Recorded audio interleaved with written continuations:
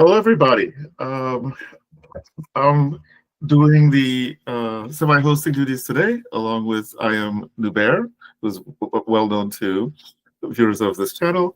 And well, without much ado, I'll hand over the mic to Nubair and have him take over. Thank you.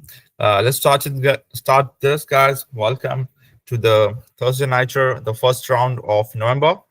And we have Jacob playing on Eddie, board 3. Let's start. It's English opening, C4, F5, G3, knight F6. And then we have some kind of a Dutch kind of a structure, if you could say this. Just the pawn is not on D4, but if, let's say, white plays D4, we'll be heading into some kind of Dutch defense, but white keeps the game into the English territory by keeping this pawn chain. And this is a little popular these days when they're trying to have this setup. I have even seen some top players playing like this when they are trying to play close to Sicilian or when they're trying to avoid theory. The point is they just want to play such kind of structures. So let's say you play D4 here. The idea is not to do much or capture, just continue bishop E7 castle and not taking any decision here. They just want to keep it tight. And if knight F3 comes in, then okay, they'll go E4. So that's the point. Yeah, bishop G5 and typical knight D5 ideas. But this is good when the knight is already on C6. If there's no knight on C6, I think black is doing good here. Probably we just need to play this and yeah, we prevent knight D5 and life is good. Maybe like this later. Knight D5, and now at least white can get the bishop back, so probably around equal. We still need to figure out what's happening in E4. There are some issues here. For example, E4. Can I do this?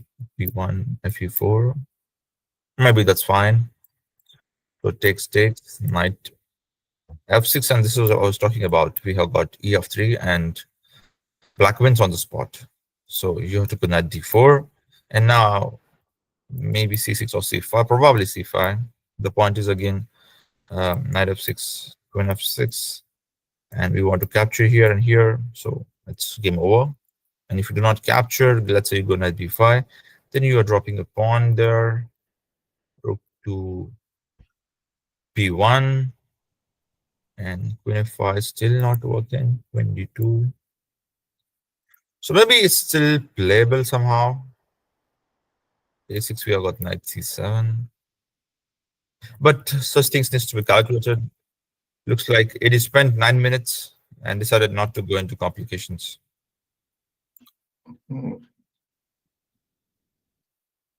Fair enough, because there's just no need right now to disturb the pawn structure. And if this what turns out to be in white's favor, then black's pawn structure will be bad.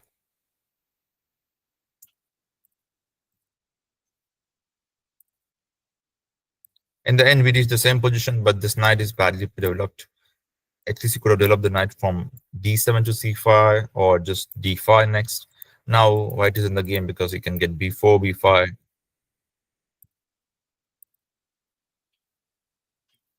Queen C2 because B5 takes and A2 is hanging.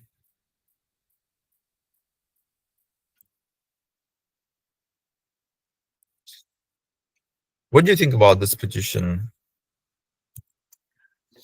So I think that, well, at the moment, it seems like there's still a lot of fighting. I can't say one side has a clear advantage yet.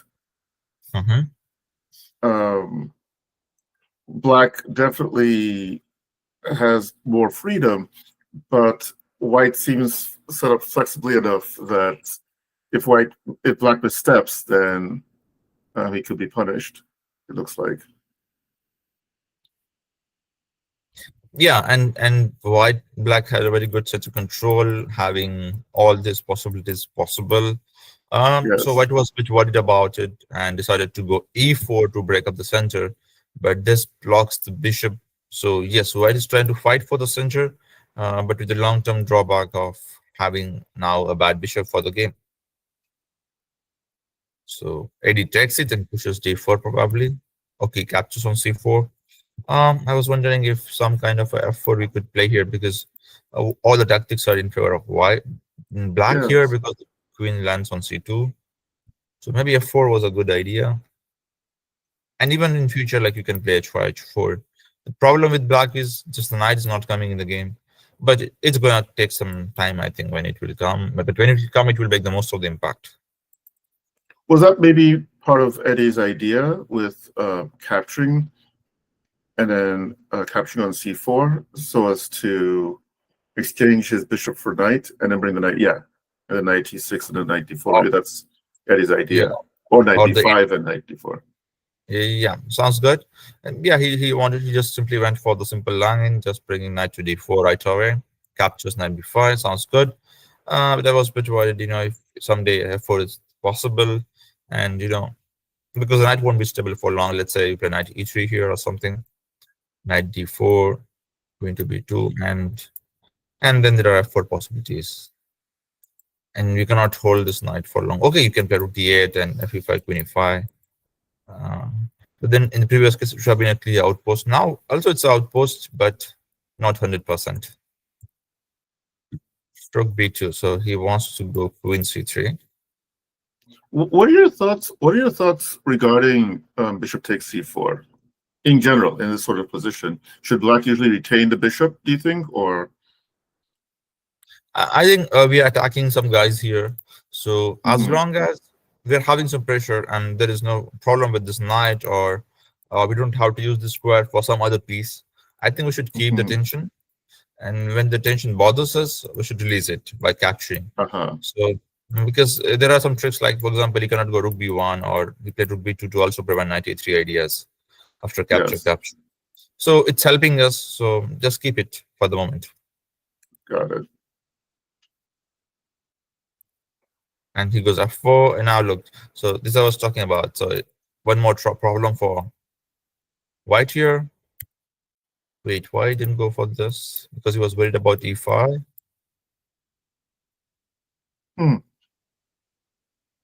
So queen f5. Can I play queen f5 here?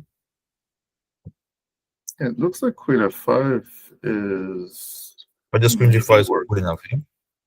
Just maintain a pawn up. Yeah. And I think black is winning. Just stop a pawn, knight d4, rook d4. Or f3 probably even. Then probably this also wins with the amount of this king being exposed here. I don't see a good move for white. Maybe gf4 or something keeps everything in tight. But still very, very shaky for white. Yes. Like just takes knight d4, wins on the spot for the moment. You cannot move your knight, rook, knight e2. Check is there.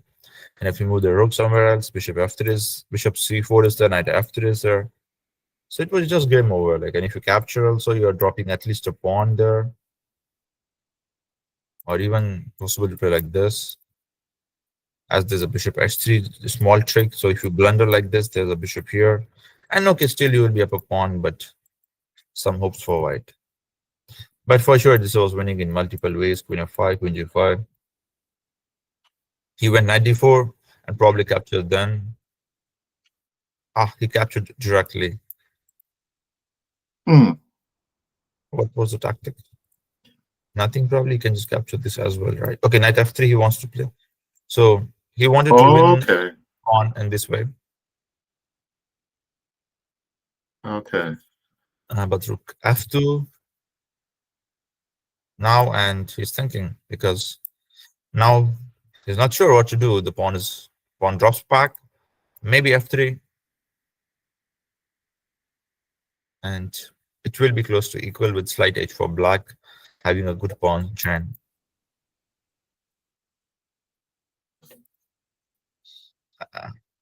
And for the first time, I think I'm witnessing, AD having 51 minutes and Jacob 12. So Yes. Okay, your thoughts on it. Yes. That's what I was going to actually point out. That it seems So sorry. a very strange dynamic here. But Yeah. going back to when you asked me to assess the position earlier, one Hmm. thing I was going to mention was that even though it seemed a bit unclear, I think at our lower level, it's White's position is more difficult Hmm. because yes, Black can overplay their hand, but it's difficult to just sit there and be Yeah. tortured by Black. And the moment you try to break out, then we have what happened to Jacob here, where he's trying to stop the flood and instead opens the gates to the barbarians, I suppose.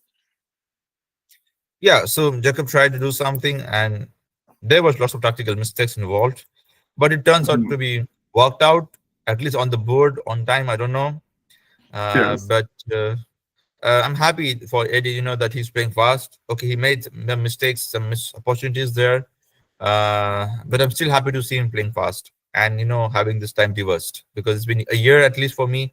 Maybe for you, will be a decade that you are yes, witnessing him playing in a time pressure. And whatever happened has happened. I think it's good for Eddie as long as he wins the game. He's yes. playing fast, Oh, yes.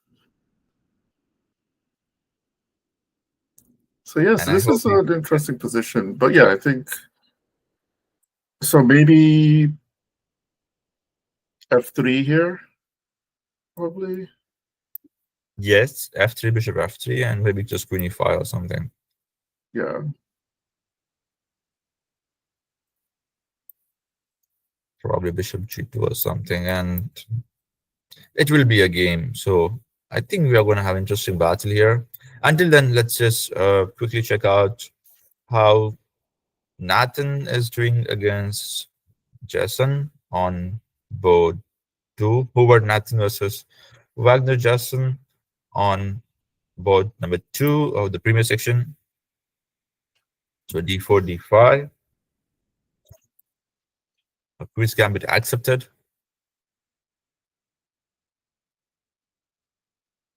Okay, it defends that. And it seems Nathan is not at all interested in playing e3 or e4 any times. Like you can play e3, e4 here, delayed, again delayed.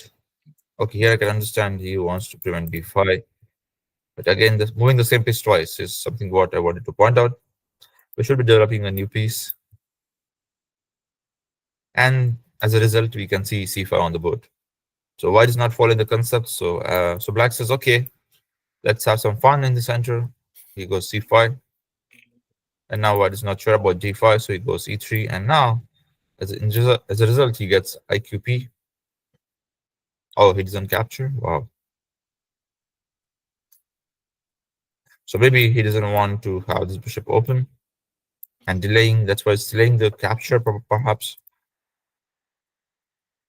There's a trick here in such kind of positions. You can play sometimes queen to f3. And let's say your opponent is not alert, and let's say he plays rook b or queen c7, then there we have knight f7. So yes, this is one trick which can be used in such kind of positions. And the second thing probably, so that's why if we have this position, then we can play queen c7, and for knight f7 we can just take on c4. So that's why it's important to have this included better for better results. Now the difference is now we don't capture back, we just capture on f7, and you are giving a bigger threat here. And before he captures, then probably we're checkmating there. Like this, and bishop d3, and the other bishop joins the attack, and it's game over. yeah. So Yeah, I was going to say that the way Nathan played the opening, it's as if he allowed Black to get c5. transpose into a normal Queen's Gambit accepted position, except for that the bishop is outside. Yeah, so it's Slav plus QGA. Yeah, So okay, that's the beauty of the round one, guys. We get to we get to see lots of engineering positions. Yes. And the best is yet to come, guys. So wait for it. We have not shown you the board one. Today we changed the pattern. Why always we should show the board one? What board triples have got done wrong? Nothing, right? So today it's completely random. So knight d7 and maybe queen f3 was an interesting option here because I don't see a way, at least for now, to defend both of them. And if you just take, okay, this needs to be calculated well. Knight d7 is there. And probably it works out. Queen b7, knight e5. And as it attacks the bishop, probably it works out because this move we at least have bishop d3 like moves and oh, bishop b5. Oops. And then he will castle probably. So yeah, it needs to be calculated out very properly because now it's one side who is winning clearly. Probably it's white because of bishop b5 check coming in.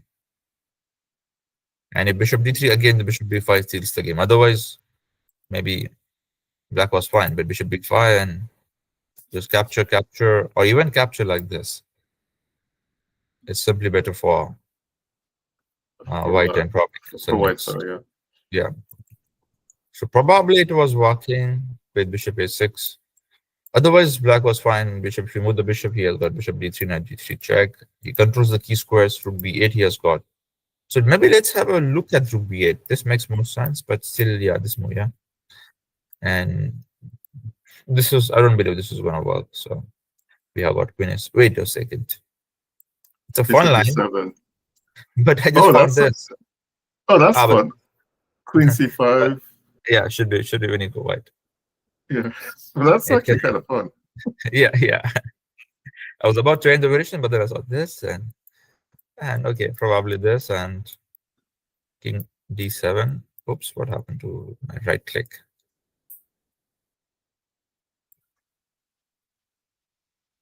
Oh, yeah, my bad. Rook a8, yeah. And should be winning for white. As long as you don't blunder the queen, everything is good. Yeah. Okay, let's go back to the live position or the game position. So we have knight d7 and knight coming back to f3. So with this move, white has completely given up with the advantage because he moved the knight thrice, comparison to 1. Yeah, if it's one of those kind of positions where you say if white has to play like this, everybody will be playing the quiz gambit accepted. But absolutely. Yeah, that's a very extravagant use of time in the opening. And the moment white goes back, instead of playing slightly active, black also, maybe, I don't know, I don't believe this was a threat, but he prevents it. Castles, knight b6. And again, the same mistake is being done by black here. Now, instead of developing every new piece once, black repeats developing the same piece again and again. And I don't think he's really improving his knight going to b6. Maybe knight d5 next. And he's not making the bishop worse. So when he plays knight d6, it's not as if the bishop is being chased to a bad square. Yeah. Right. And always a decision for white players to decide which diagonal. And maybe he was not happy with c4 or something, which is usually good for white. Because if they play like this, we have got bishop c2, and it helps us to get e4 eventually. We are going to kick the knight with a5 at some point, and this could be a target, believing we have knight e5 next. But again, depends upon the choice of the players. Some people do not feel comfortable playing like this. So bishop e7, queen b3, aiming at a5. Queen g7 prevents it. And so we have 1, 2, 3, and we also have 1, 2, 3. So the scores level. Also the time. Wait, the time is, they're playing pretty fast. Yeah. So nearly the game started 45 minutes prior, right? Yeah. And they still have like just 1 or 10 minutes. Okay, no, maybe which this is the is time when the game at move number 15. Okay. oh yeah. So probably fine. Oh, it's okay to take 15 minutes in the opening or 10 minutes in the opening for a classical game. So e5 and this rook is unfortunately defending the f5, so he cannot keep the other rook there. Knight f4, very good move. First move I like from white side is this. But knight e4 is coming as well. Bishop e1, probably fine.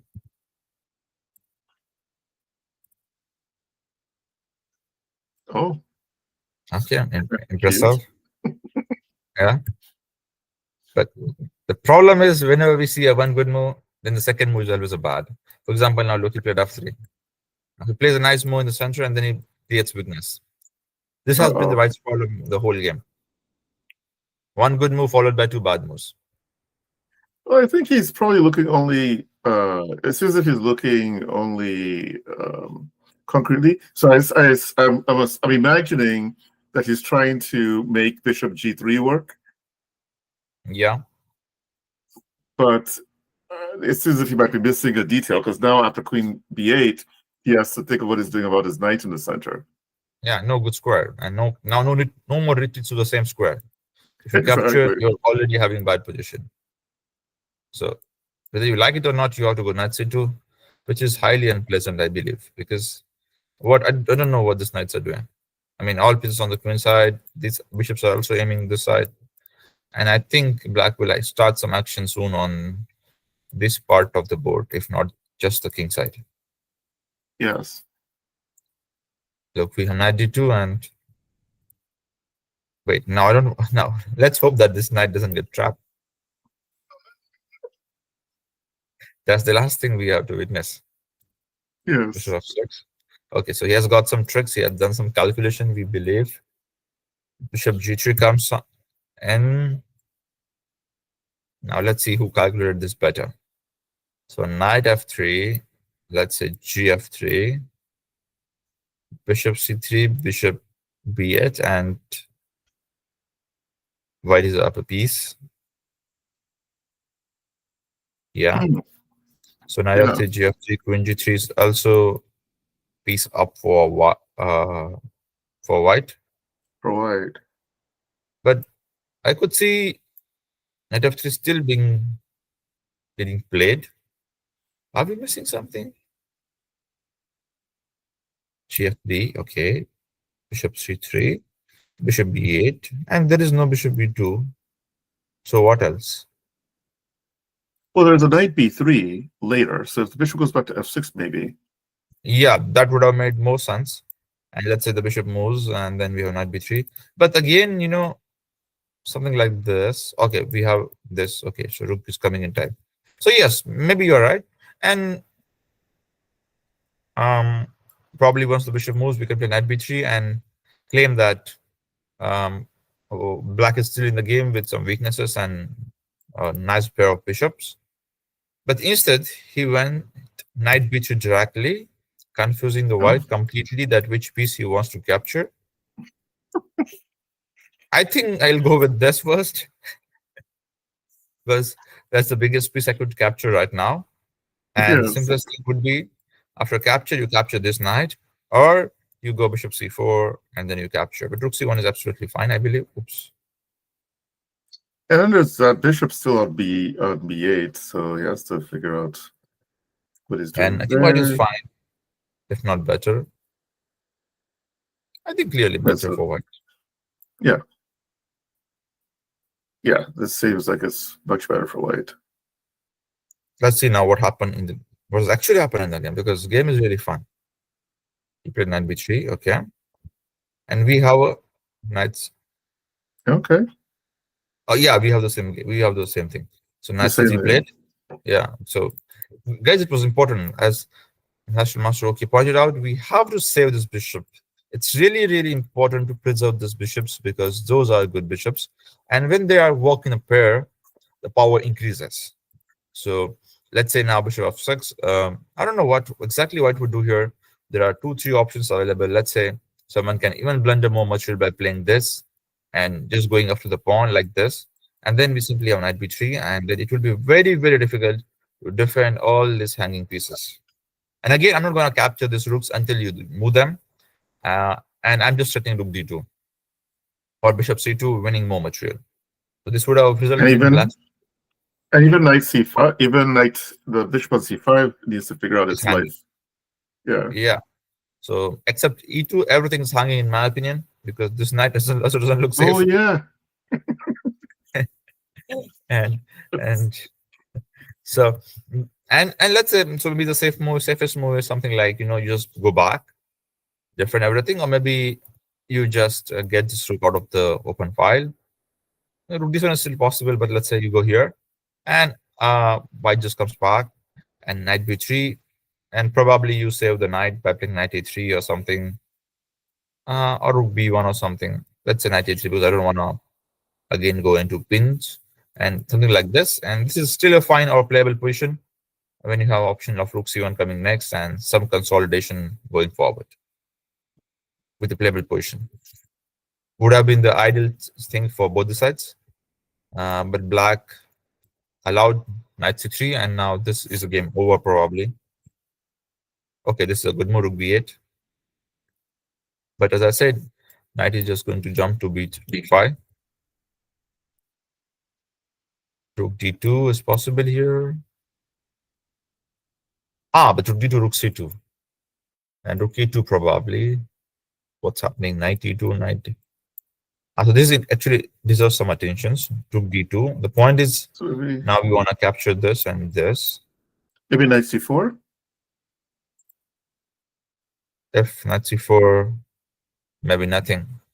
And that's why he didn't play rook d2. You're right. That's a good back. He has to go back. And yeah, he will just improve the pieces probably. That's why no rook d2, guys. Knight a1. But I didn't want to play this. I mean, we have attack on both the rooks. So no rush to capture. Maybe, I don't know how exactly to improve. You get just blendering if you play f6. Maybe just king f8 and, just try to improve your king. Or try to make double, because knight d5 would come someday. Anything. Or maybe, as I said, rook d2, knight c4, and rook d4. Because you don't want this knight to be like this. That would be pretty annoying. So maybe something like this would have been better option. But definitely not capturing immediately. This gives white an extra move. Rook d6, knight d5, king d5. And now we can see that, white is doing, black is doing all those necessary moves, trying to make double, trying to prevent knight e7. Could have been made right there.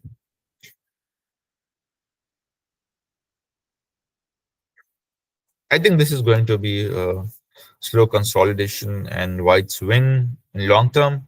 We have got 27 to 27 minutes. Pawn for 2 pieces, rook and a pawn for 2 pieces. So it's going to take some time, but in long run, probably we will witness a 4f5 at some point, or just bishop c4 and slow consolidation with knight f4, knight d5, king e3, or even like knight c4, knight b6, knight e5. What do you think? Which way?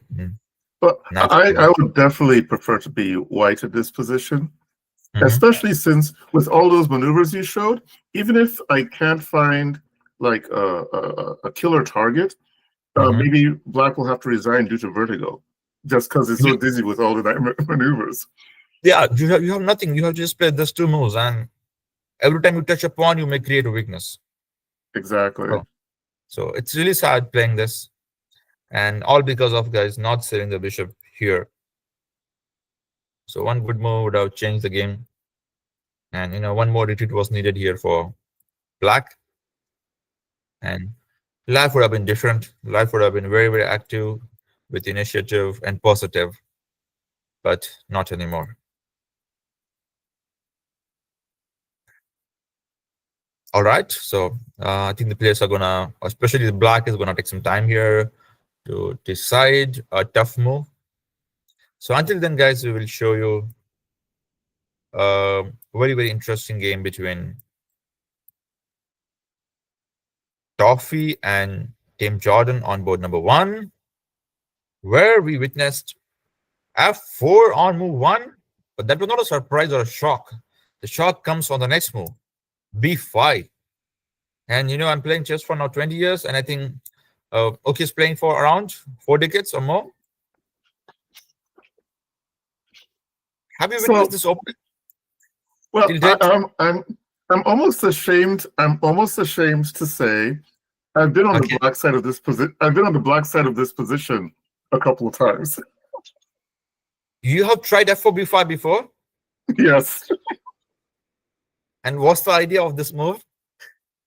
It's a move. The idea is it's not as bad as it looks. It's a accelerated fianchetto. Now, okay. At the same time I was playing this, I was also playing A6 against E4.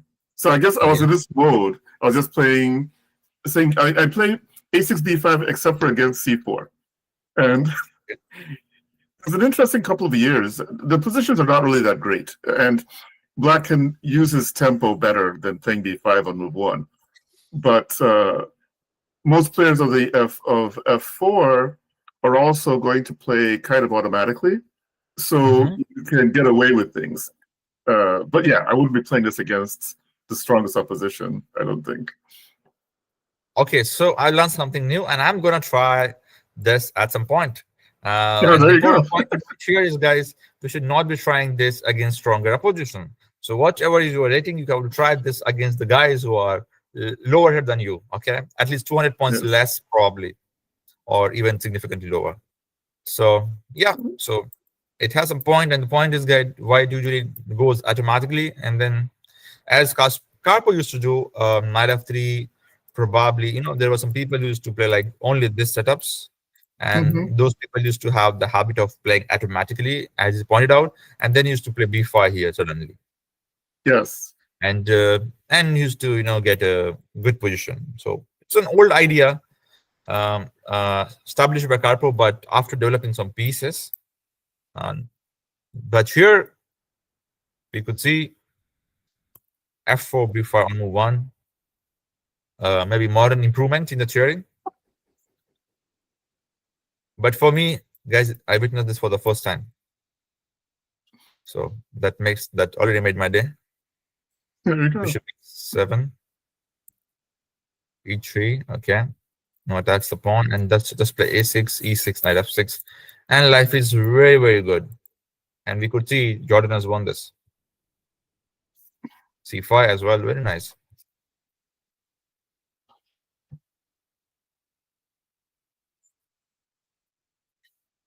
Okay, so A4, B4, and yeah, looks good for black.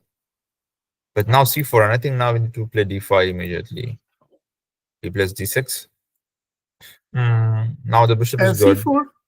C4 is a bit inflexible. So I remember playing, it wasn't exactly this F4 thing, it was a more fundamental, I think. So Grandmaster Robert Hungoski, I played against him one time. He played like a normal ready type position. And during the game, so with the pawn on F2, and then knight F3, bishop G2. And I remembered he played A4 at a very important moment where I had to play B4, and then he was very cagey, and then found a way to make C4 a strong post for the knight. So I think he induced me to play D5 and then attack D5, and eventually was able to open D5. So that C4 by white might be a bit inflexible in case white wants to use that C4 square later. Yeah. Depending, I think. Yeah. Yeah. And I think it's very important, to use the square very well, or to control this square very well. So all these positions, whether it's coming from Reti or with F4, all those positions where the B5 is getting played and this A4 comes in, the timing of C4 is, I think, really, really important. And I have played like Reti or Knight F systems a lot of times. Even, to avoid a theoretical battle against Gukesh, I even played in like this fashion. Like I have never done that, but I just played in this fashion. Oh, okay, in Qatar Masters, and made his qualification. I mean, his qualification path very, very difficult back in 2023, nice. when he was last time in number 1. So after this, Oh, he played this b5, and again this timing of a4 c4 was very important. Um, Somehow I timed it very well in my game against him, and yeah, I just got away with c4, and then I got a good position because the timing was good, and he had to capture here, and then I got a considerably fine position, and then somehow a better position. Uh, nice. so I think whatever position you play, guys, what is important is this timing of c4, or rather, getting control of c4. So the side which gets eventual control of c4 square, I believe, dominates the game. Is what I wanted to tell you guys. So, and again, you can get c4 like this, or even sometimes knight c3 is also an option, and you just continue normal game with some weaknesses around, and the bishop remains bad, and so on. So coming back to the game, and here also I think the c4 square is important. It's not ready, but it's not even it's birds with some mix, but still the c4 control matters, as uh, it is still some kind of a key square, because let's say imagine you get knight to c4 somehow, and then he plays d5, and then you have one more knight being on e5 and facilitating the attack on the king side, because at some point you're going to play something like this, or some legends will even go g4 g5 directly, so it will help the attack. As usually what happens, you play knight e5, and black comes with knight d7 or knight e5, knight c6, and the knight gets captured, and the attack loses the momentum or the pressure, because you are lacking one knight in the attack. But if the second knight joins in, it would be important. So getting control of this square is, I think, very, very important. Playing c4 is a bit. Yeah, and one more thing, maybe he played c4. There's one trick here. Many people blunder. So they play g3. The black's automatic response is castle, right? And now they blunder knight d2. And now black has Hmm. more than one way to win this. Yes. Usually knight g4, because uh, this is hanging, and knight c4 can be made with d5. So, and probably this is just game over, because h3 could be simply made with takes and c3. So d5, h3 takes, and almost game over for white. So, and one more thing to remember is this: that we should not blundering this, or we need to have queen on e1 to have that bishop d1 option available. Typical idea in Dutch kind of positions. So he played c4. Little bit controversial, I would say, but black needed to reply with d5, I think, Hmm. because now if again white is taking over, like he's having the center control, he's having the initiative. Only problem is this e4 square, and if he could, somehow get something like this, he would be fine. Again, this is not happening. Knight g4 is there, so he goes queen e1, h6, rook d1. Okay, so Oh. honestly speaking, I could not even predict a single move from last five. So can you take this game forward, please? I could not get c4, I could not get d6, I could not get d4. h6 is strange for me. I said queen e1 without d4. He played queen e1 with d4. Then he brought rook to d1, and black played long castle. And this is where, where I drop my weapons. And So at some point, it looked as if it seems as if Torfi was conducting it like a reverse of a classical Dutch. mhm. But yeah, the pawn structure in that setup isn't usually like this d4 e3. I think he's often going to play e4 if he's going to move the e pawn, if like d3 e4, block the bishop out, and yeah, I think that might have been a safer setup, because as it is now, his position seems a bit inflexible, and now that Jordan has castled queenside, I think it doesn't matter the objective merit of the position now, because he's now in his kind of game, I think, and meanwhile Torfi isn't really set up to defend against G5 and G4 and all that business. Yeah, and actually castling was a good idea because the queen side is actually completely blocked kind of, and and the A, B, and C files could not be opened really until black captures. So I think the king is more safer on C8 or B8 compared to the G8, because here he was aiming at some sacrifice, some attacks, and typical attacking possibilities as explained in the Dutch defense.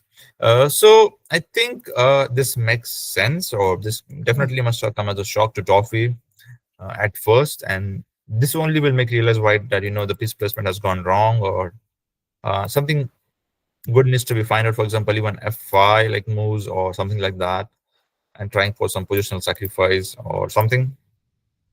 But he played D5, yes, and again he's trying to open up that C4 square for the knight. And I think a very good sacrifice, practically speaking, because it would open up few lines. D7 would also be hanging in some lines. A6 is hanging. And yeah, so this keeps the game going for white, for sure. E4 is coming next.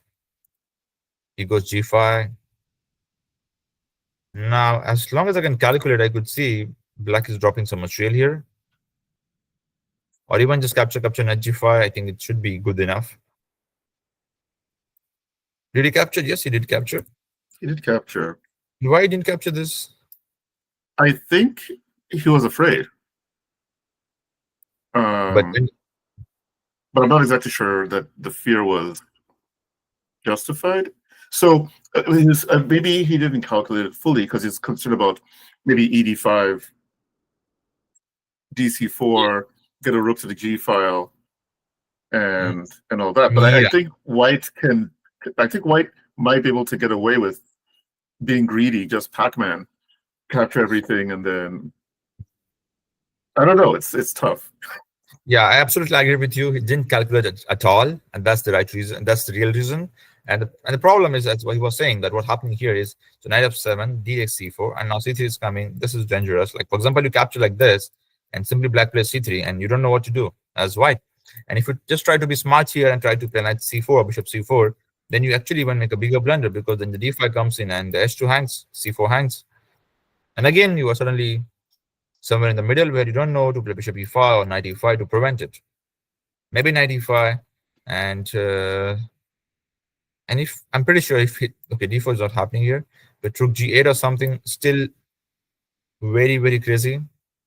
Now the point is, after knight into h8, I want to simply play knight e5, and the idea is d4 next. So at least we could say black has enough compensation, if not full. And yeah, probably that's the reason. He was afraid of the things coming like d5 or rook g8. But I simply saw a simple move here to continue as white. Just play bishop f3 and life is good. Bishop f3, yes. And the point is, like, capture. You can just capture with bishop, but probably king b7, and still this d5 is annoying. Yeah. Oh, there's that. Yeah. Well, maybe we follow the same path. We don't. Let's see.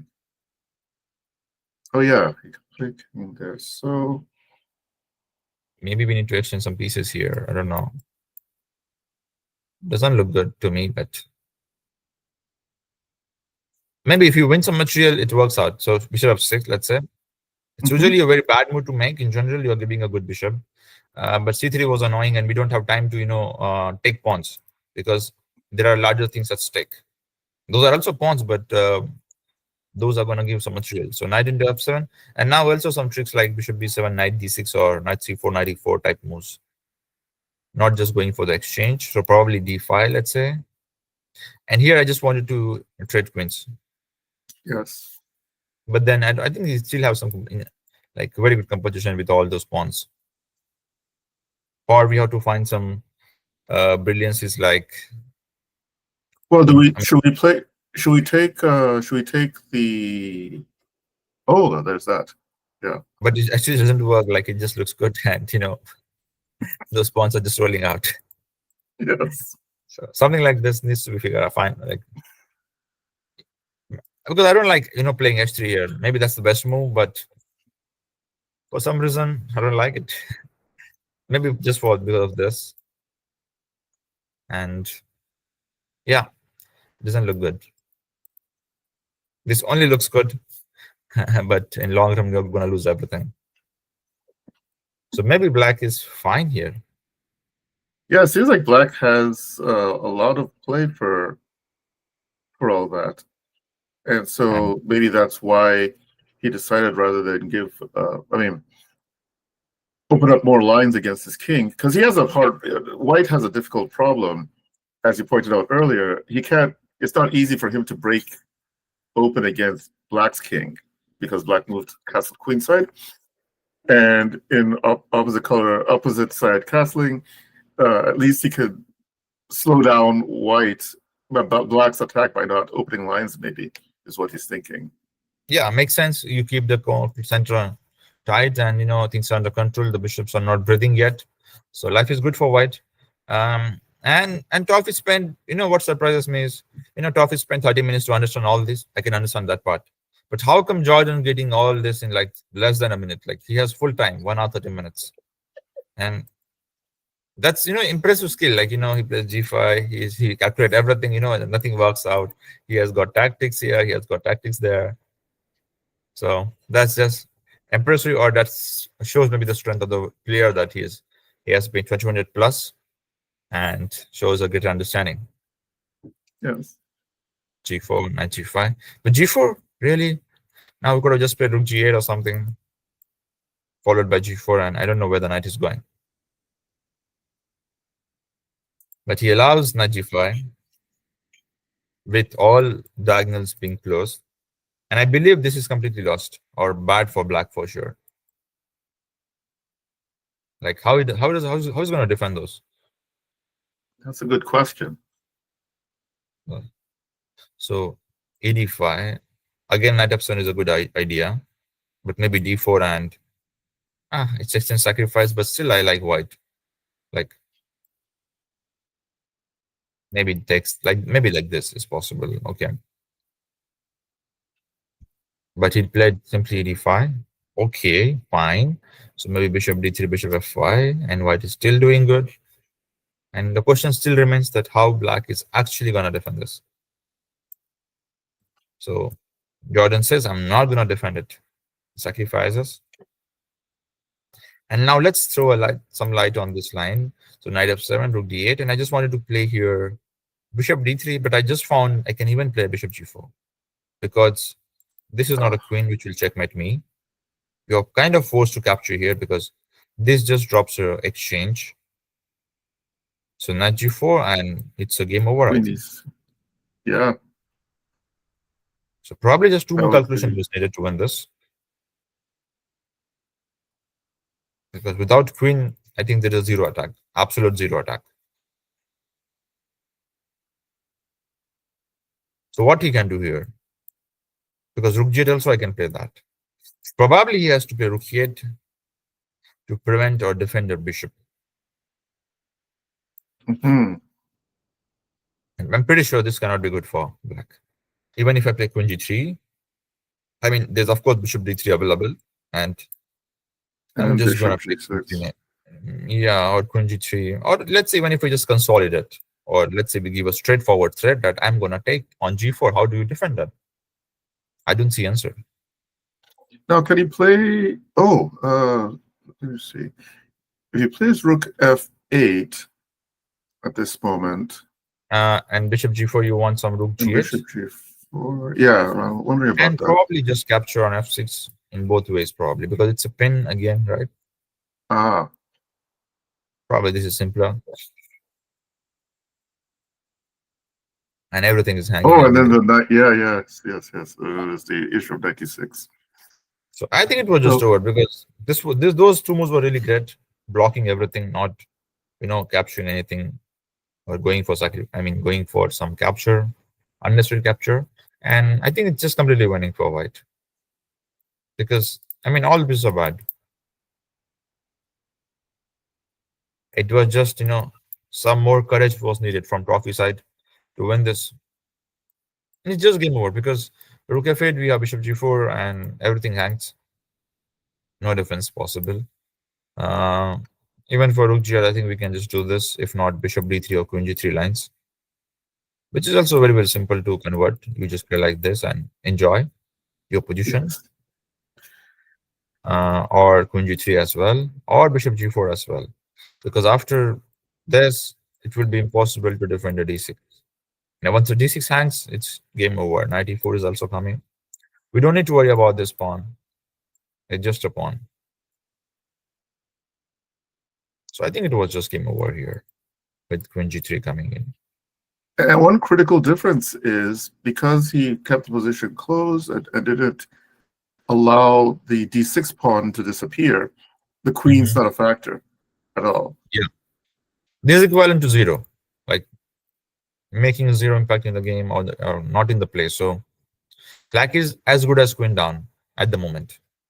Actually, you know what's funny? He needs to make at least 2 moves in order to get 2 or 3 moves in order to even think of getting the queen to the king side from c7 right now. And even after, let's imagine the queen comes somehow to f8 or g8, it's only defending the f7 pawn. Yeah. And not doing anything. So this queen, it's actually even badly misplaced than in chess 960 or the freestyle chess, where I think we saw some very nice and impressive games by Kasparov in this Champions Showdown last month.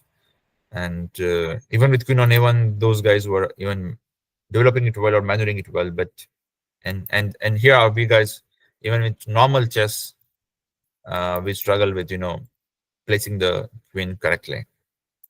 Yes. So I think we need to see those games, in chess 960 from the legends, whether it's Kasparov, Vichy, Magnus, or any top player. Vasily is very good. My first world champion. Yeah. So that would be really, really great. Learning the art of positioning pieces and making them work for the most random positions. So h4.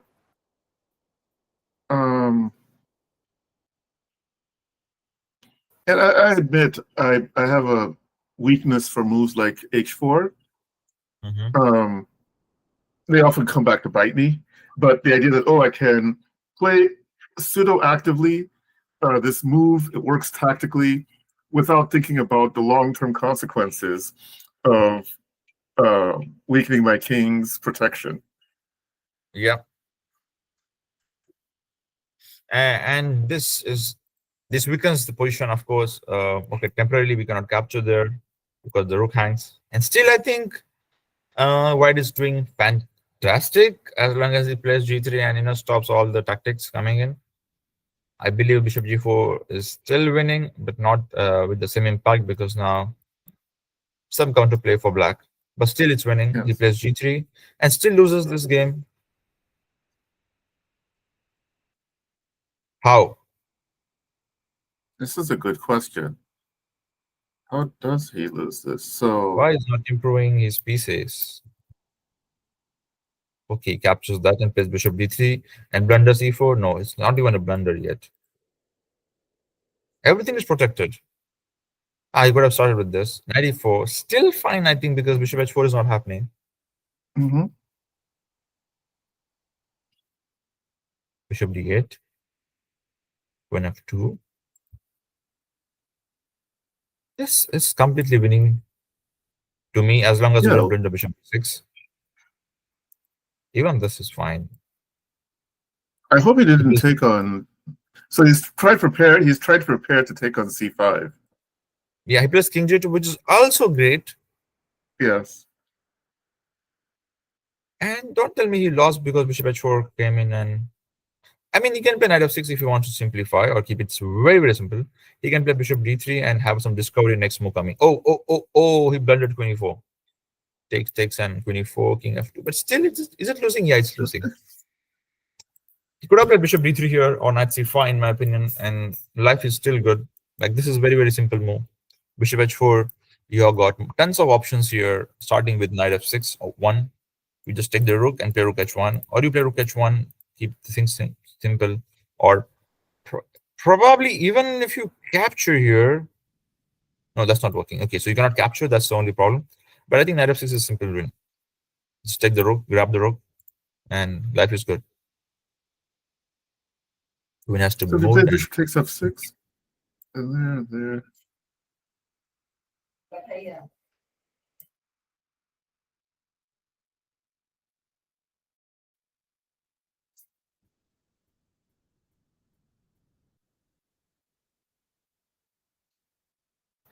okay, sorry. So yeah, I think it was just winning after knight f6. And but he blundered queen e4 check, and suddenly game over because rook f5 lands him. Oh yeah, yeah. Dang. So after all of that, he still had a good game, but he has to still remain tactically alert. Yeah, that's one blunder. And still, I think there's some play left for white. This king is queen c5. Oh, come on. How can you blunder rook? Queen c5, and okay, then you, Oh, okay. I mean, queen c5, there's no rook h4 as well. The c8 hangs. You just drop a rook for no reason, and then queen f3 would come at some point. And I believe still white cannot lose this. With the amount of this king being with exposed. a lot of pawns and stuff, yeah, I could start moving those queenside pawns quickly. So queen c5. Well, okay, he has to play first. So And there. now just defended. Okay, king f3, rook f5 is coming. Just go king g2. But then there's a nice mate. There's not a mate yet, but the point is rook f5, queen into pawn, and then this is a theme: rook f2, rook f1, and rook f2. And we have to evaluate this endgame. Probably still winning for white, it seems. Yeah. Yeah, I like white here, actually. I would take white in this position, yeah. It's crazy. How on earth you won this position? I think multiple blunders. King e3, rook g8 allowing rook g3 check, rook f5 check. And still, if he plays king e2 king win, he cannot really capture this, I believe, because there we have still this queen c5 or queen d8 options. It's just a repetition, I believe. Like you go queen d8, king check, and again check, and again check. e4 comes in, okay. And now e3 is also not coming. But rook f3 came, and now it's tough. Now, for the first time, it looks scary. Difficult. But still, he cannot capture, yeah? But now, yes, now 2 pass pawns, yeah? Yes. He resigned right away. Wow. This is a crazy game. Totally crazy game. I mean, it's so crazy. It's unreal. Yeah. Unbelievable. It's an interesting thing. So I think on some level there are tactical players who just have really good tactical intuition. So they're not they may not be the most accurate calculators, but they have a good feel for what kind of moves will generate. And I think Jordan might be in that camp, kind of, because this attack didn't seem completely sound, but it was threatening enough that it induced mistakes out of Torfi. Yeah, I loved this game. I mean, there were lots of mistakes from both sides, but the confidence with which Black played this impresses me. And the only mistake White made was probably not calculating correctly. And that is why, guys, it's important to solve puzzles every day, that to keep you in the right shape. So keep solving puzzles and give me a short break to digest this game, because this was so crazy for me to understand. Maybe until then, you can comment here on Barry Noah versus Barry, where Noah is just trying to 2 minutes or under 1 minute 14 seconds here, but with a better position and with some fast pawns. And I'll be joining back shortly. Sounds good. All right, let me pull it up here. So, Barry Lazarus. And okay, so I don't know if I have control where I can bring the pieces back to the beginning of the game. Maybe I will move this window and then see if I'm able to share.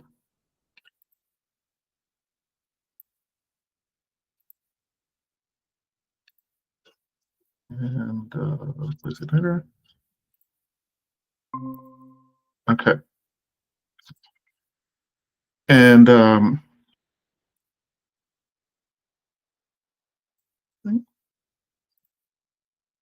okay. So I think I have things set up properly.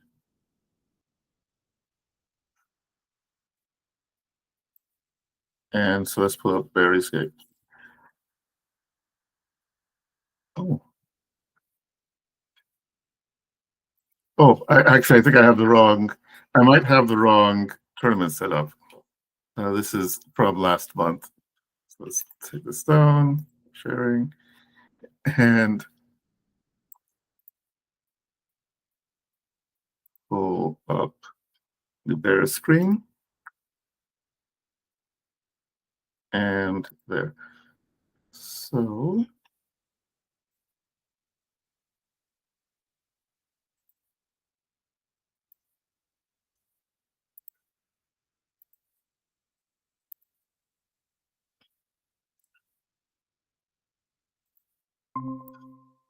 okay, so I think I have it now. Yes. All right, so let's get into it. So it's Noah versus Barry, and it starts off as a Sicilian and a Grand Prix, which Barry's a very experienced expert. He's been playing Sicilian for quite a long time. Noah's a little less experienced, but has been improving. And okay, so we get this interesting position. This pawn structure with the double pawns, the double C pawns is something that's common in these bishop b5 connected Sicilians. And Barry comes up with this really interesting move, this d3 move, which in this case, Barry's going to get the pawn back immediately. But oftentimes, the idea of this kind of potential positional sacrifice is to keep this guy jammed up on c1. So say, as the game went, cd3, if black's knight were available on c6, he might even decide not to capture on d3 immediately and just make it uncomfortable for this guy to get into play, say something like this. Unfortunately for black, white has enough pressure on d4 that he can immediately play d4. So maybe that's why Barry just goes ahead and captures on d3. So then we get queen a4 attacking the c6 pawn, and queen b5, trying to convince white to fix black's pawn structure. And Noah, I think correctly, decides, okay, if you want to exchange queens, you can exchange queens, but you're going to have to live with those double pawns.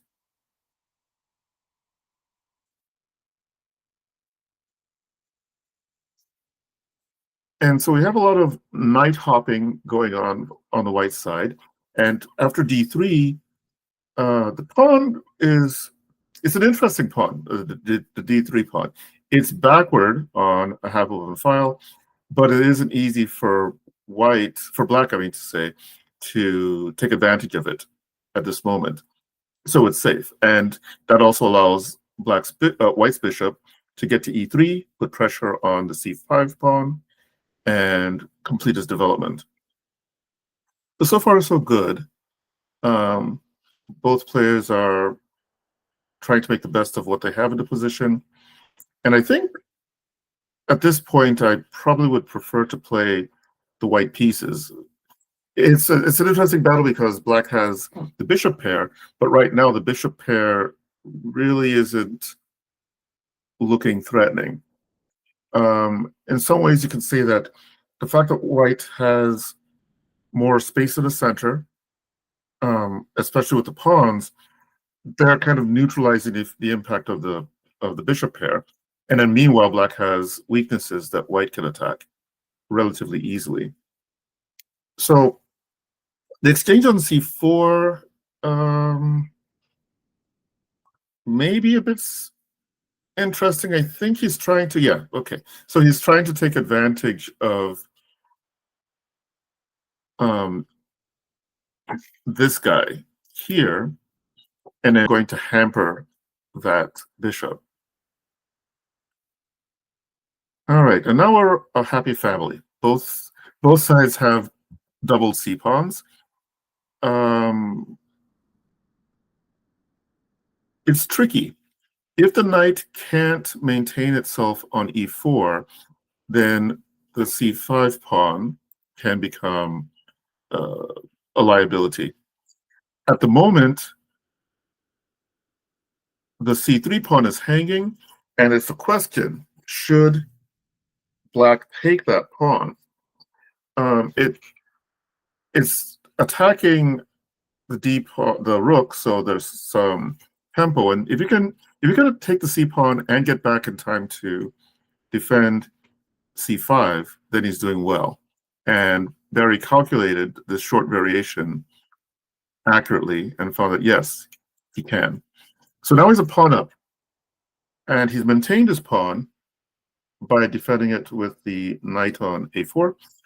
Problem is, okay, the knight is on the rim, and as the old saying, could become dim.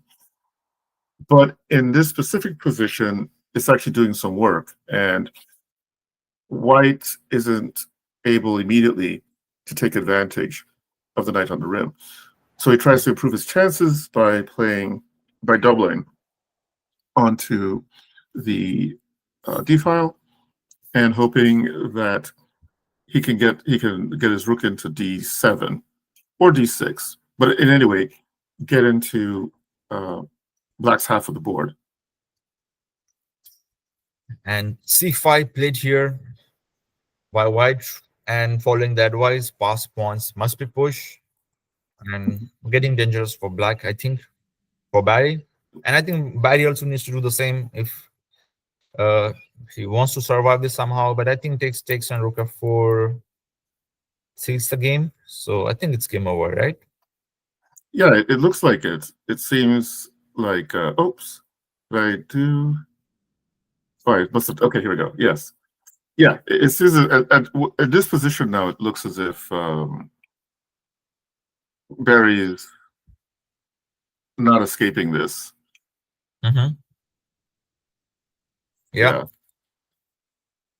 And I think f5 is again okay. He's trying to get this g4, but I think even if he captures, it's game over because takes knight f6. We have got bishop e5 and resigns because rook f8 c6, and yeah, and this happened. Okay, so it's gonna end soon.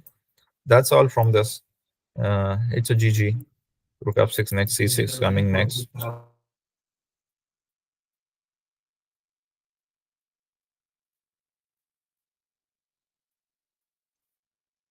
So rook f6 is coming now, and it's just game over. I think let's see this game from the beginning to understand it better, because this will end it anytime soon. So it was a close Sicilian. a6 f4, knight c6. Pretty fine here. Bishop b5. And usually this is not a good idea because then white can capture on c6 and just get away with it. And usually knight e7 g6 is preferred setup here. d4 takes,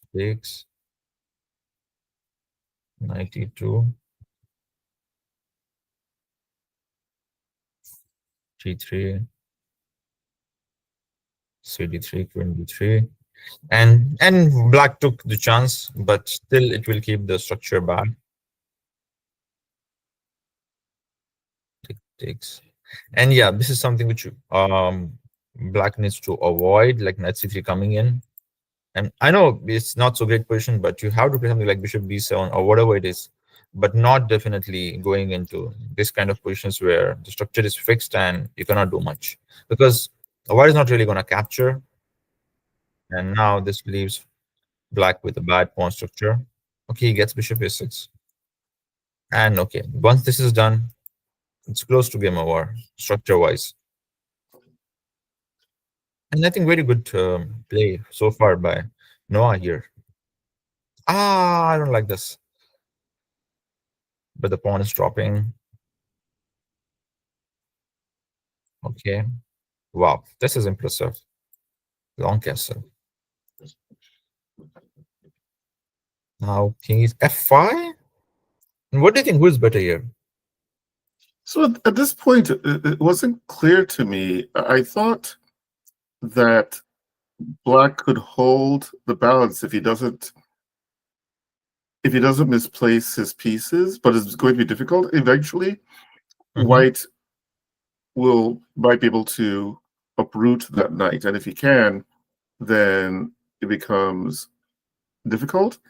And so I thought black has to find some active moves now. If he tries to keep the position like this, he's probably in trouble.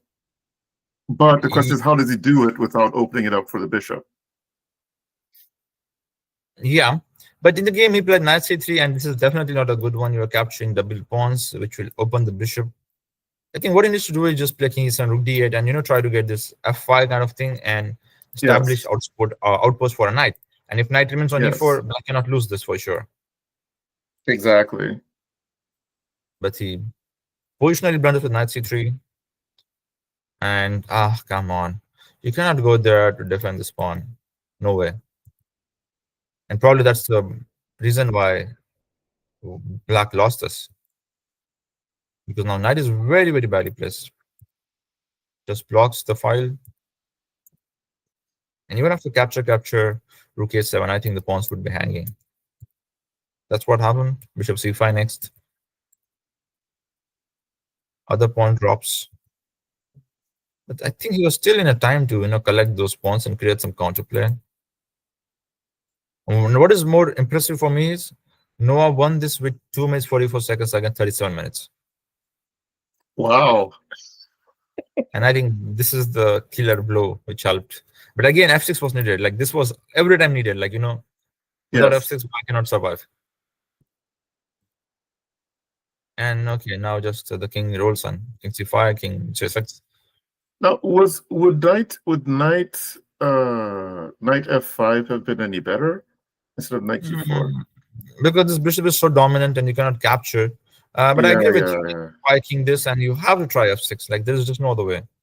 Yeah, that's what I was looking at. Is if you can find some way to break that e5 pawn away.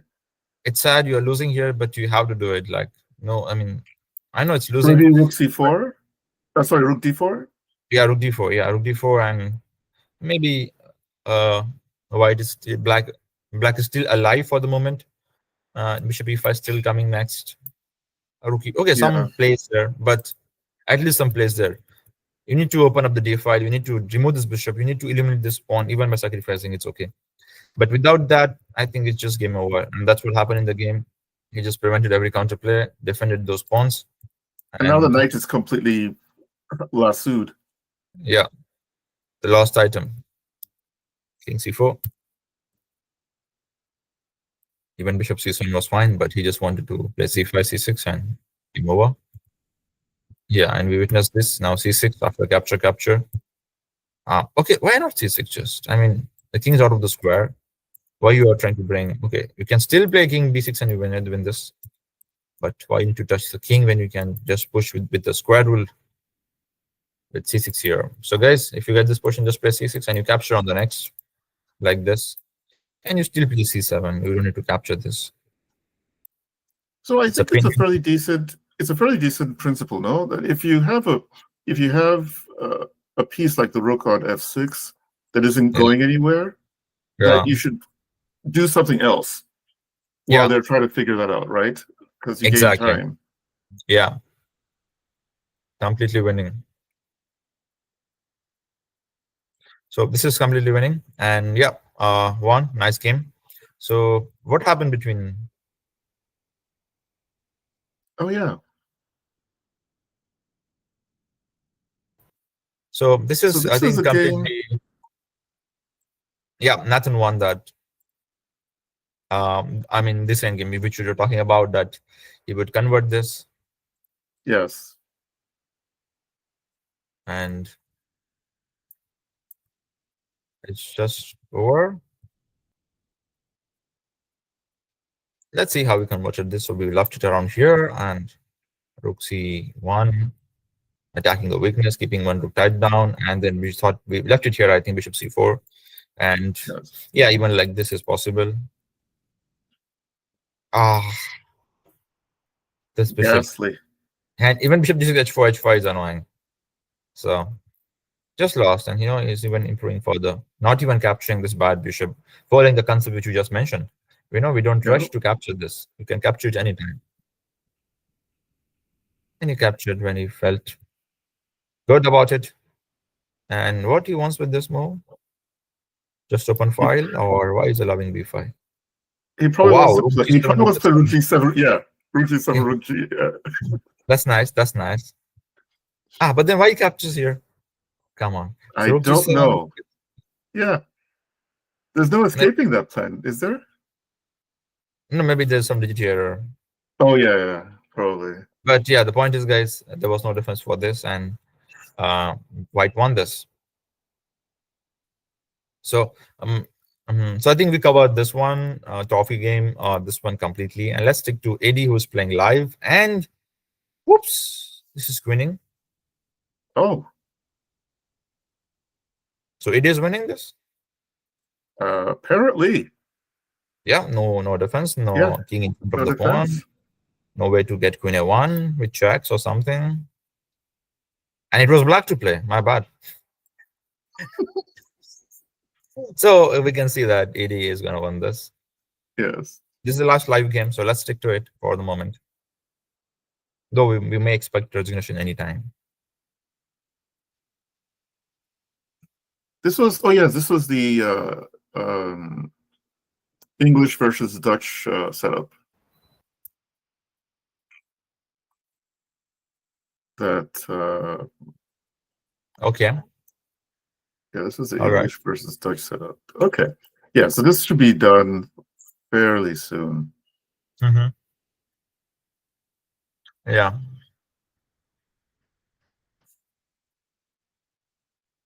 So how did we get to this? So I think we left it somewhere in the middle game. And oh yeah, this is a game where we left it around here, like that 4 point. Here, yeah. We found rook f2, and yes, he did play f3. AD played f3. He found f3. So captures queen. Oh, he did not. He just captured the bishop. Oh, okay. And that's why we had a long game, I think, because what? Okay, some digit error. So basically, what he did here is, okay, captured here basically. Yeah. In the real game, and we got transposed into something like this here. Oh, okay. Okay, so we figured it out. What happened actually? So king g2, and I think this was a fair decision to just grab 2 rooks for a queen and convert that in game. I mean, queen f3, rook f3, and capture everything. King g2, rook comes back to f8, rook f2 threatening. a4, it checks. And yeah, now the problem is you will just attack the pawns which are single or not supported with someone, and black would be winning those. And when you try to defend them with the king, then you lose queen, and you also lose an extra pawn, and eventually the end game. That's a typical pattern. Again, I don't understand why this move particularly. Maybe because this was a trick there. But still, I would not Hmm. recommend to play fi. Like you can play anything, but not fi. Let's say you can start with rook c7 or something, threatening rook e8 followed by rook e7. And queen d6, okay, rook c8, and again try to enter with rook c2 or rook f2, which is also an active way of winning this position. F5 is a bit controversial because you can take sometimes and create counterplay with e5, e6, and by the time you attack this pawn, then he can grab the a6 one. And then it becomes harder to find any winning chances. And then it's difficult to win this 2 versus 1. Many times some mind games are drawn, but still possible to win with some technique, of course. But we see that these people just push a and e pawns, and instead of attacking this and taking on e6, he went to defend and push it further, which also made sense.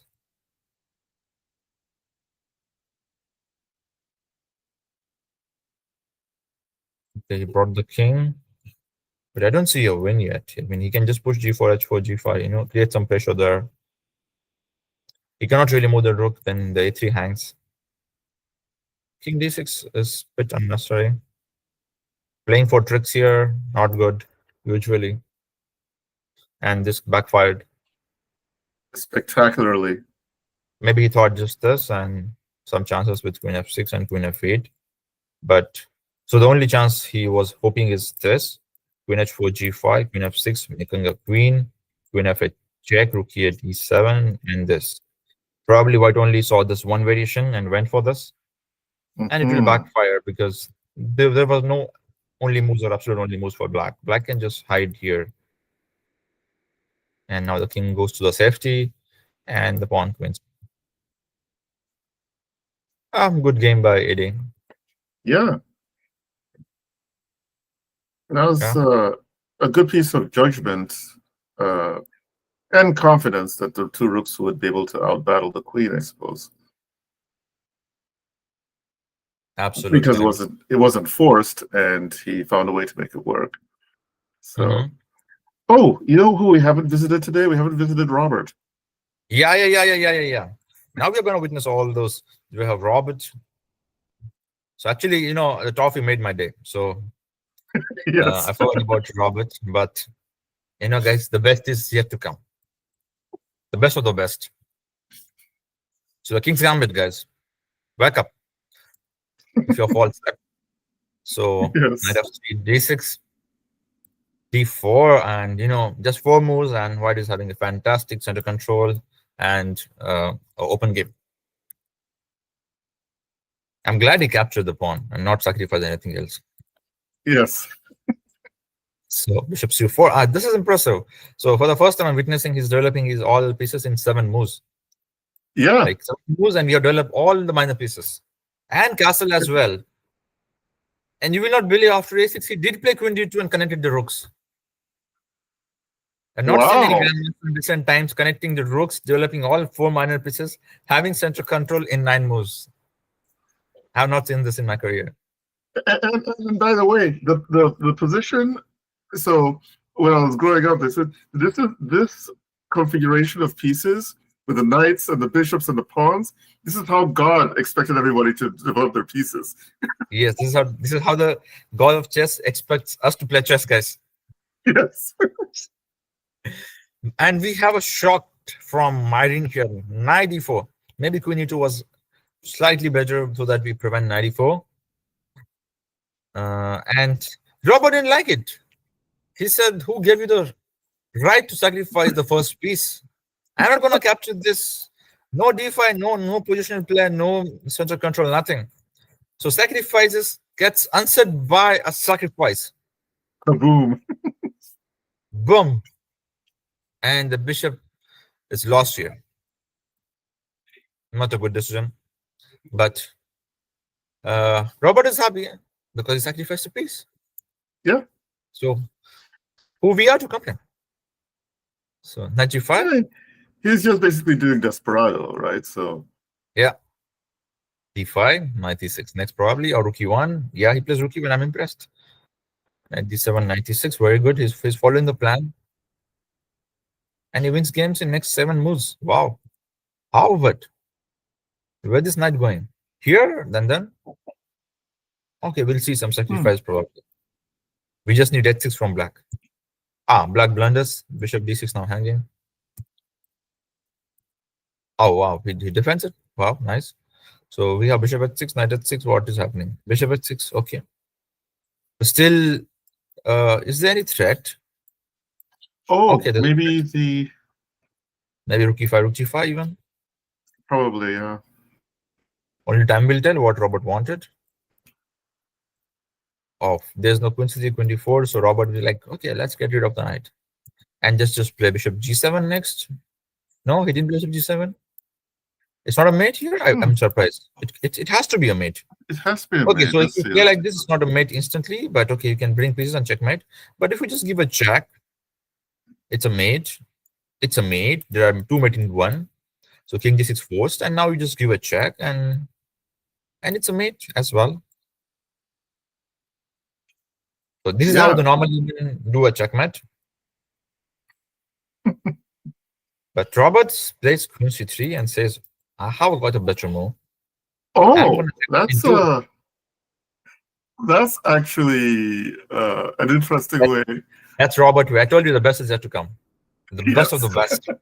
Bishop f6, rook f6, rook takes gf6 or gf6. Doesn't matter whatever you play. Robert has pre-moved queen g3. Game over. 24 moves. The award for the best game goes to Robert. Yes. And wow, you believe it or not, he played this in 2 minutes. What? 1 hour 28 minutes on the clock. Man. That's Robert 2.0, 3.0. Yes. No, it's funny. I think if because I remember Robert maybe 10, 15 years ago, maybe, before he went on his hiatus. And he was on the path towards getting national master status. I think he beat me somewhere along the way there. And then, so if he can focus on playing normal chess, this is the kind of thing you could expect from him. But I think that's good. Yeah. Very nice. Very nice. Won this tournament before, the 1000-nighter, anytime before? What do you say? Has Robert won this tournament before? The 1000-nighter? I don't know, actually. I don't know. Maybe let me see if he has. I don't think Yeah, last 1 year I don't think so, as much as I'm following. Yeah, I don't think he has. If he continues to play in this fashion, I think he can win this tournament as well, because he doesn't care about the opponent. He doesn't care about the pieces. He only cares about the sacrifice. So, for example, here, sacrifice has to be met with sacrifice. Pawn for a pawn, piece for a piece. And he plays all within 2 minutes. That's even more unbelievable. Yeah. Yes. And if you notice, his pieces never seem to have a reverse gear. Yeah. There's no way back. Only forward, forward, and forward. All piece sacrifice and a checkmate. Only you can choose is how you want to get checkmated. That's the only option he's giving in this game. Yes. That's Robert for you guys. And now we will see some more games. They might not be that entertaining, but still, let's hope we get to see some good chess. So we saw this one. Yes. Then we had Arun Prithvi, I think, playing for the first time against, how do you pronounce this? Brendan Foote? Brendan Foot. Brendan Foot, okay. So E4, C6, Karukan. Advanced variation with interesting sideline. Yeah. Fine. Bishop A4. So I think National Master OK is the right person to ask this position, that how good this position is for black. Because in French, he's a French expert, and he's happy to even play that kind of position with bishop on d7, right? Yes. And with bishop on g4, only you can tell us how good this is for black. Very splendid.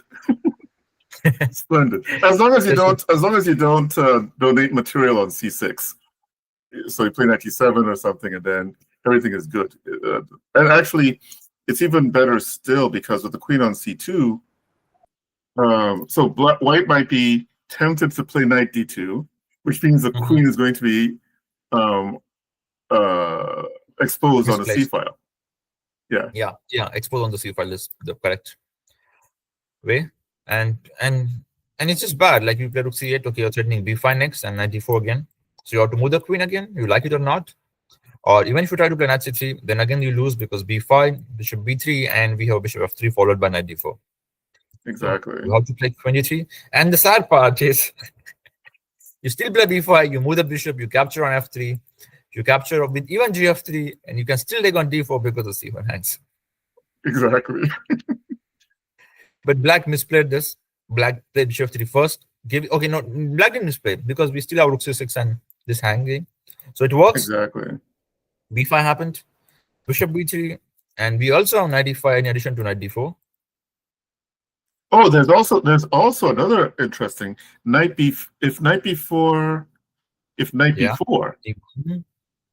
then rook c6 c1. Boom!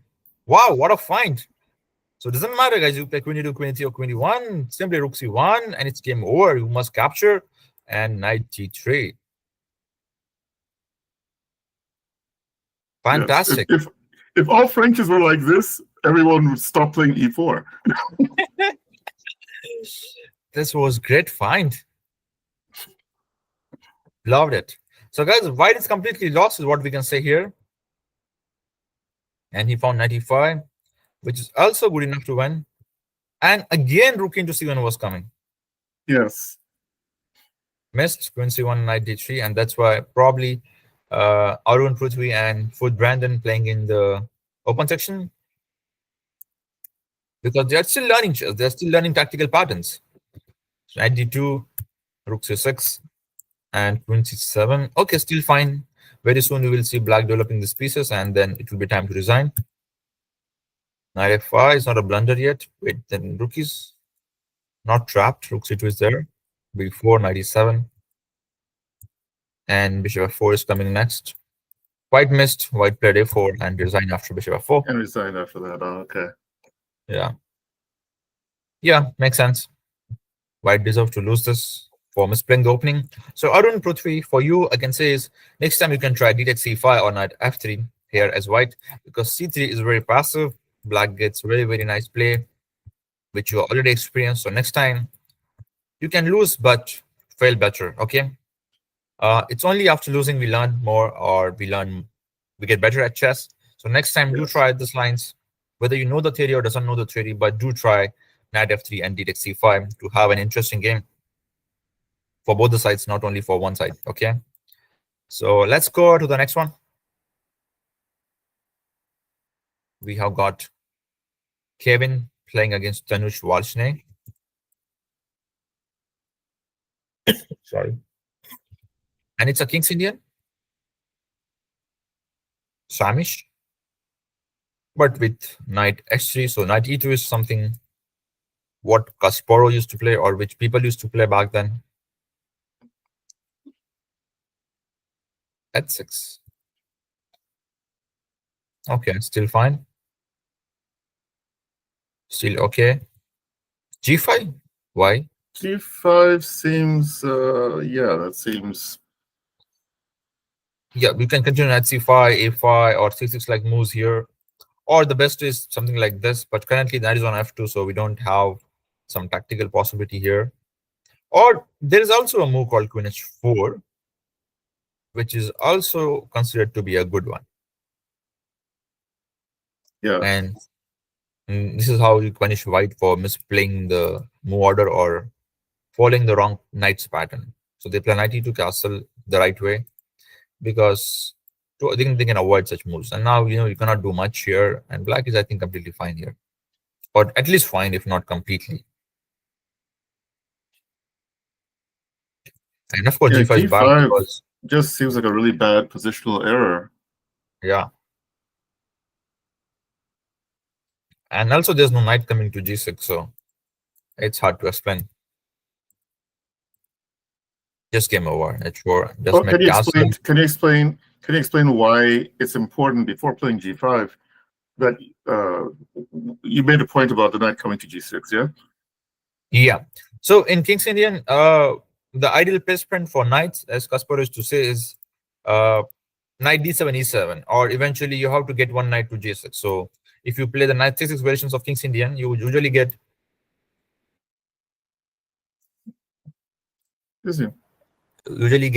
knight c6, knight e7, and knight g6. Or if you play the knight f6 lines, and usually you get knight f5, knight to f4.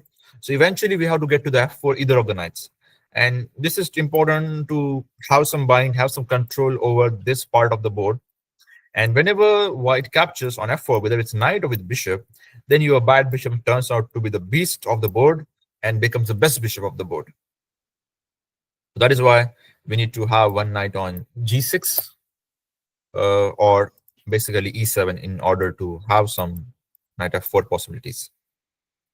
Because many times the h5 will be controlled by the white bishop on e2 or the pawn on g4 or sometimes even the knight on g3.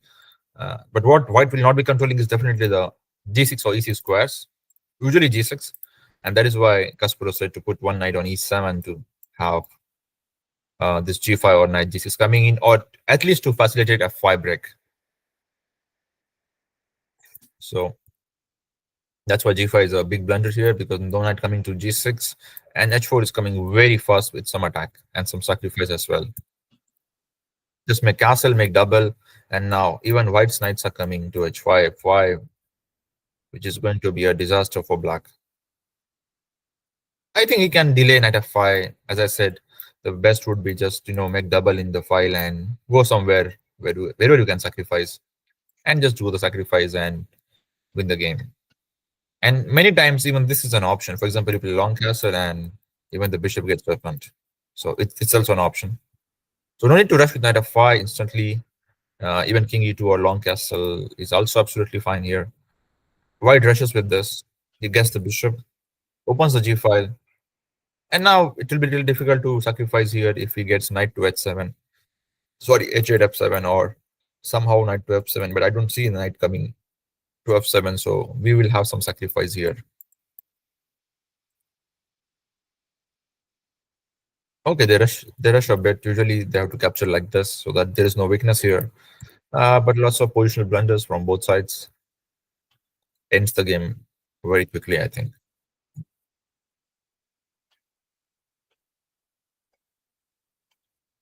Okay, now king e2. Takes rook g1, bishop f6. Oh wow, he defends in attacking position. I mean, just take and resigns, yeah? Yeah. And check is coming, so no need to capture here. So it was just game over, but white just prevented the threats and took his time. And eventually won after 3 more moves. So I think that was pretty one-sided for Kevin. Yes. And lots of things for Tanush to learn here. Yeah. So let's go to the last game. Yeah. Yeah, so let's Sorry. put the no. I was just saying, yeah, I think so I hardly around I don't think I've ever been on the black side of things, but on the white side, if black is playing g5 and doesn't have the knight ready to go to g6 immediately, then I can just feel very nice, and because then you know that he's a sitting duck. Yeah. Perfect. So this brings us to the last game of the day. Mitch Ross playing against Eric Gallon on one of the boards in the open section. And it was a Slav defense. A proper Slav defense, the mainstream. And here usually they play a4, e3, like moves, or e4 like gambits. But probably Mitch was not aware about the theoretical lines. He went bishop f4, mixing the Slav and London together, leading to losing a pawn. And now just came over because you're just the pawn down with a5 as well coming. So this came over, I think, already. Just a pawn down. And the second pawn drops. Second pawn drop. And a perfect placement for knight. If you have bishop on this diagonal, we can say white has 1% chance. But the bishop isn't going to get. Yes. So I think it's GG. Yes, I think it's pretty much done here, unfortunately for Mitch. So one last trick here, also prevented. Yes. And yeah, no hopes. Capture, b4, c3, everything comes in. So finally, white decides to give a piece. And he could have at least captured this pawn and captured this one, but no. Okay, he eventually got it, but this is on a piece now. And now all of White's pieces are getting into the game, and Drops ouch, on. Yeah. ouch. Yeah. Pretty one-sided, I think, games in the open section. In round one, yes, we will have interesting games once we have round two, round three onwards. Yeah. But in first round, yes, in open section, we have one-sided games. One players gets warm up on the other side of the players. There's a lot of things to learn. So those games are also important from the chess ecosystem point of view to grow players and have one type of players to get some warm up. But of course, we loved the games in the premier section where we have trophy having entertaining game. Also, this game was nice with comeback from both sides. Howard versus Jason. He played a fine game to win with black pieces, and especially playing fast was point. And the hero of the day was, of course, Robert with Grandmaster above level play. Yes. Yeah. This is a very nice night. Made more enjoyable by you, Nubair. Thanks for being. Yeah. And yeah. What time is it over? Is it morning your time? Yeah, it's morning in India, around 10 o'clock in the morning. Okay. So I'm gonna have a great day ahead for fighting because I witnessed so nice and beautiful chess in the morning. So Yes. the premier section really made my day, and for the first time, all four games were interesting and pretty nice. Especially we don't see those interesting and nice games in round one. But today I think we really have a good field in the premier section. Loved it. So looking forward to the games in the coming weeks. So guys, do join us every Thursday night evening and witness some nice chess, learn some things. Looking forward to the upcoming rounds.